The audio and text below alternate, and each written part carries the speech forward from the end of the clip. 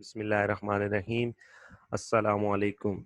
And dear students, welcome to Superior Group of Colleges Learning Management System. मैं हाफिज फरूक शहजाद। आज हमारा physics का 7th lecture है जिसमें हम पढ़ेंगे शॉर्ट क्वेश्चंस चैप्टर नंबर 1 के। लास्ट लेक्चर नंबर 6 में हमने चैप्टर कंप्लीट किया था। आज हम इसके शॉर्ट क्वेश्चंस को देखेंगे। फर्स्ट क्वेश्चन है, name several repetitive phenomena occurring in nature which could be served as reasonable time standard। साथ ही आपको बोर्ड नजर आ रहे होंगे। हर क्वेश्चन के साथ मेंशन है कि कौन कौन सा क्वेश्चन कितनी बार किस किस बोर्ड में आ चुका है। तो हम पहले क्वेश्चन का आंसर देखते हैं। Any natural phenomena that repeat itself after certain interval of time can be used as time standard or measure of time। कुदरती तौर पर जितने भी अमल हो रहे हैं, जितने भी रिएक्शंस हैं या जितने भी फिनोमेनास अकर हो रहे हैं, वो सारे के सारे हम यूज कर सकते हैं एज अ टाइम स्टैंडर्ड। तो पहली एग्जांपल देखते हैं, the phase of moon is reasonable time standard. चांद को हम यूज कर सकते हैं टाइम स्टैंडर्ड। चांद का बढ़ना, चांद का कम होना, और जो कमरी साल भी हम मैयर करते हैं वो हम चांद की मूवमेंट से ही मैयर करते हैं। दूसरा हमारे पास आ जाता है, sun is also reasonable time standard. Sunset हो गया, सनराइज हो गया, मिड नून हो गया। नमाज के औकात भी हम सूरज के तुलू और गुरूब और सूरज की मोशन के साथ ही तय करते हैं। तो सन को भी हम यूज कर सकते हैं as a reasonable time standard. कुछ और भी फिनोमेना है, जिस तरह चेंजिंग ऑफ वेदर, वेदर की चेंजिंग से भी हम टाइम स्टैंडर्ड को मैयर कर सकते हैं। इसी के साथ साथ हार्ट बीट को भी हम कंसीडर कर सकते हैं, that is time standard. Question number 2 है, give the drawbacks use the period of a simple pendulum as a time standard. बहुत इंपॉर्टेंट क्वेश्चन है चैप्टर नंबर 1 का। क्वेश्चन नंबर 2 आप देख सकते हैं कि बहुत दफा ये क्वेश्चन डिफरेंट बोर्ड्स में रिपीट हो चुका है। As a period of a time period depend upon the formula as given t is equal to 2 pi square root of L over G। अब हम देखते हैं कि डिपेंड किस किस के ऊपर करता है। सबसे पहले देखें तो value of g is different at different places, so the time period of a simple pendulum of fixed length may be have different values। जब g की वैल्यू चेंज होगी तो टाइम पीरियड भी चेंज हो जाएगा, और g की value हम जानते हैं डिफरेंट प्लेसेस पे डिफरेंट होती है, इसलिए हम टाइम पीरियड जो सिंपल पेंडुलम है उसको as a time standard use नहीं कर सकते। सेकेंड रीजन देखते हैं, the time period can also be affected by air resistance. अगर एयर रेजिस्टेंस है वहां पर तब भी टाइम पीरियड इफेक्ट हो जाएगा, तो हम उसको सिंपल पेंडुलम को as a time standard use नहीं कर सकते। लास्ट रीजन देखते हैं, the time period of a simple pendulum can also be affected by change in temperature. जब टेम्परेचर चेंज होगा विंटर्स और समर में, तो सिंपल पेंडुलम की लेंथ चेंज हो जाएगी। जब लेंथ चेंज हो जाएगी तो टाइम पीरियड भी चेंज हो जाएगा। सो हम टाइम पीरियड के लिए सिंपल पेंडुलम को यूज नहीं कर सकते। क्वेश्चन नंबर 3 देखें, why do we find it useful to have two unit for the amount of substance, the kilogram and the mole. हम दो डिफरेंट यूनिट्स क्यों यूज करते हैं? पहला देखें, हम किलोग्राम तब यूज करते हैं when the specific amount of mass without considering the number of microscopic particles. जब हम माइक्रोस्कोपिक पार्टिकल्स को कंसीडर नहीं करना चाहते, हमें सिर्फ अमाउंट ऑफ सब्सटेंस से कंसीडर होती है, तब हम क्या यूज करते हैं? किलोग्राम। और अगर हमें number of particles microscopic particle से कंसर्न हो तो फिर हम क्या यूज करते हैं? Moles instead of kilogram. ठीक है, तो केमिस्ट्री में मोस्टली हम क्या यूज करते हैं? मोल यूज करते हैं, क्योंकि हमें माइक्रोस्कोपिक पार्टिकल्स की जरूरत होती है, वहां पर हम नेसेसरी उनको जानना चाहते हैं। लेकिन फिजिक्स में हम क्या यूज करते हैं? Kilogram. Question number 4. Three students measure the length of a needle with the scale on which minimum deviation is 1 millimeter. It's mean कि उस measurement scale का जो least count है वो क्या है? 1 millimeter. Three measurements लिए हैं, 1, 2 और 3। Question ये है कि which record is correct and why? कौन सी measurement इसमें से ठीक है और क्यों? तो इसकी रीजन ये है, जो करेक्शन है, जो रीडिंग ली गई है, थर्ड 0.214 मीटर इज करेक्ट। क्यों ठीक है? क्योंकि जिस इंस्ट्रूमेंट से मेजरिंग की जा रही है उसका लीस्ट काउंट है 1 मिलीमीटर, और 1 मिलीमीटर को हम लिख सकते हैं 0.001 मीटर।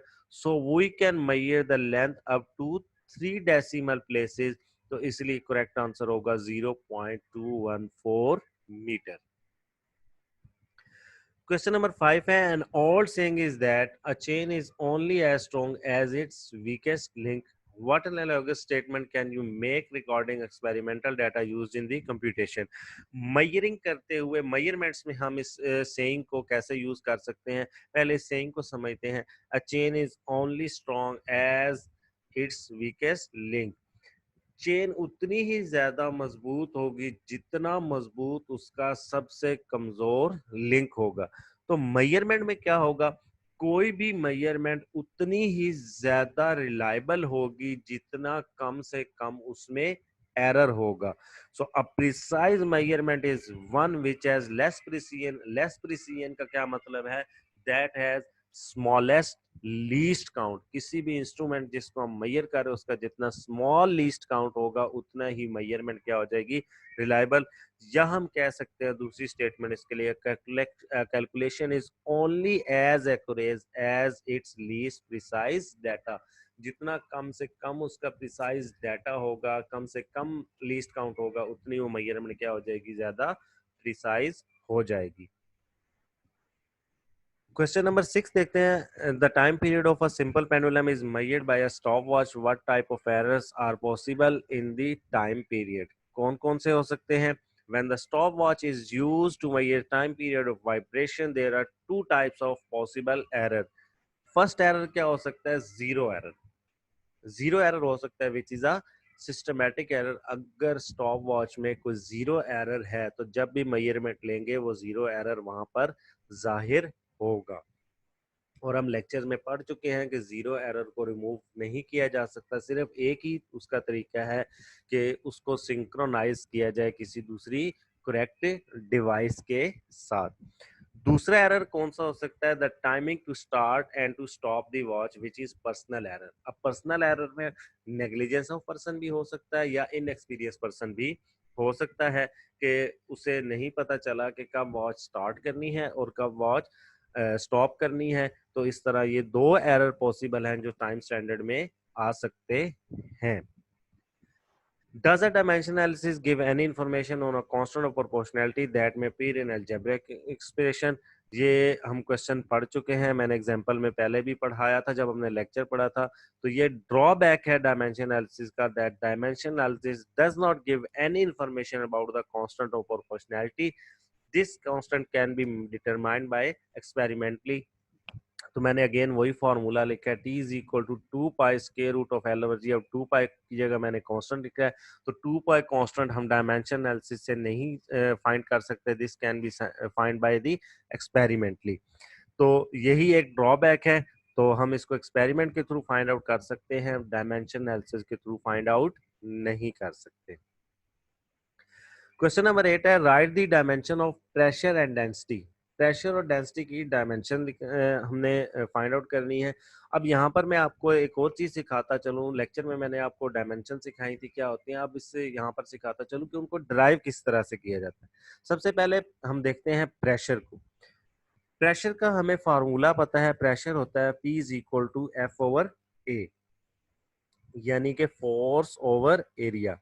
सबसे पहले हम फोर्स की डायमेंशन देख लेते हैं। तो फोर्स की डायमेंशन होती है M L T minus two और एरिया की डायमेंशन होती है एल स्क्वायर। अब हम इसको फार्मूला में पुट कर देते हैं तो हमारे पास M L T minus two ऊपर आ जाएगा और एल स्क्वायर नीचे आ जाएगा। याद रखिएगा कभी भी डायमेंशन एनालिसिस में इस एल को इस एल से कैंसल आउट नहीं करना।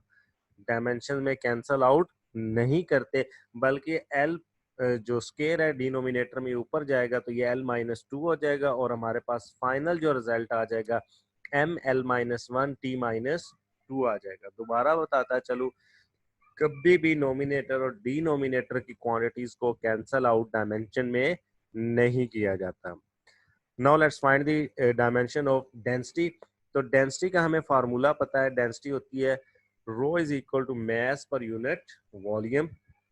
मास की डायमेंशन हो जाएंगी m और वॉल्यूम की डायमेंशन हो जाएंगी l क्यूब। इन्हीं को हम फार्मूलाज में पुट करते हैं तो हमारे पास हो जाएगा m ओवर l क्यूब और फाइनल हमारे पास बन जाएंगे इसकी डायमेंशन m l माइनस 3। तो इस तरह से ये शॉर्ट क्वेश्चन कंप्लीट होगा कि प्रेशर की डायमेंशन हमारे पास आ जाएंगी M L minus 1 T minus 2 और डेंसिटी यानी कि रो की डायमेंशन आ जाएंगी एम एल माइनस 3।